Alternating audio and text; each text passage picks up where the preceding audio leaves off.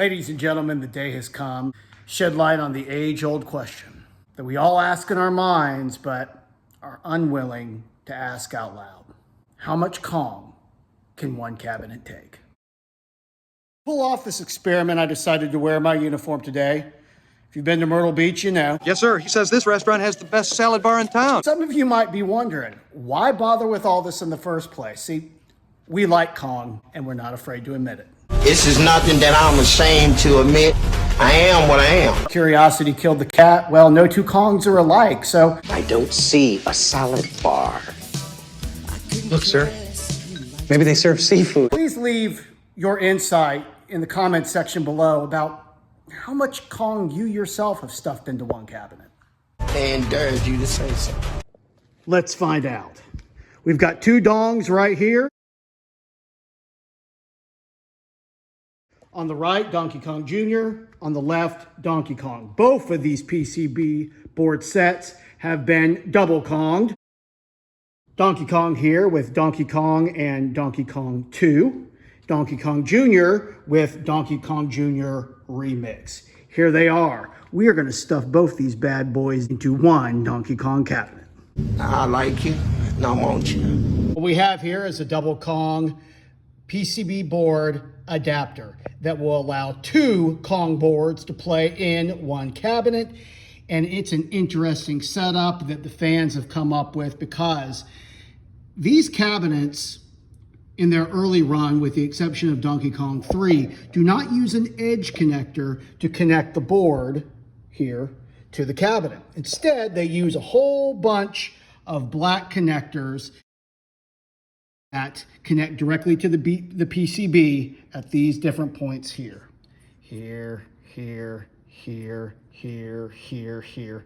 And the edge connector is bypassed. What this does is allow you to utilize the edge connector that each of these board has by plugging those black connectors into this board up here. So theoretically, with this device here, we should be able to put both of these PCB board sets into one Donkey Kong cabinet, officially creating the Quad Kong. A double Kong is good for a small get-together, guys, but a Quad Kong, now that's a party. Now, just so you know, I don't come up with the names for these parts, but in the case of both these boards, once you bypass each of these little black connectors that go in here, you have to be able to power both the front and rear PCB with what is called a rainbow cable. And each one of these board sets needs its own rainbow cable. Isn't that appropriate? Nice collar. Both of these PCB board sets now have their rainbow connector installed, both of them necessary before we Kong up this cabinet. This is the Donkey Kong PCB installed with the switcher on top. You can see it is connected to the edge connector and all those little black connectors that come off of the cabinet for everything from the coin counter to video out to your power to your controls, all plug into the top of this switcher.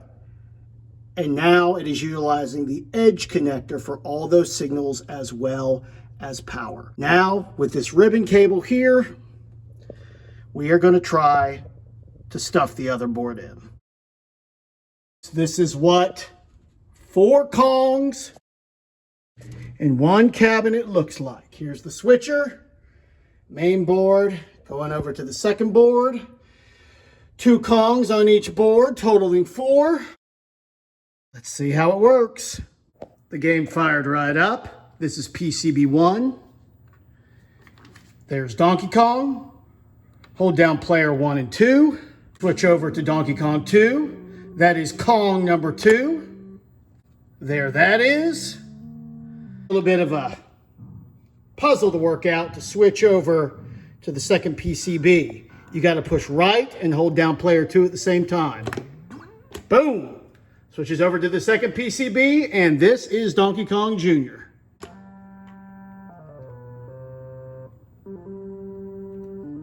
And to switch from Donkey Kong Jr. over to Donkey Kong Remix, you hold down the jump button, takes you to Donkey Kong Remix. Now you can see there's an issue with the color. We are missing the color red on the second PCB. I'm gonna have to contact the seller for the switcher board about this. But here you go. Officially a quad Kong. 4 Donkey Kongs in 1 cabinet. We hope you all have enjoyed the quad Kong. We certainly have. I'm a warrior too, you know, so let that be known.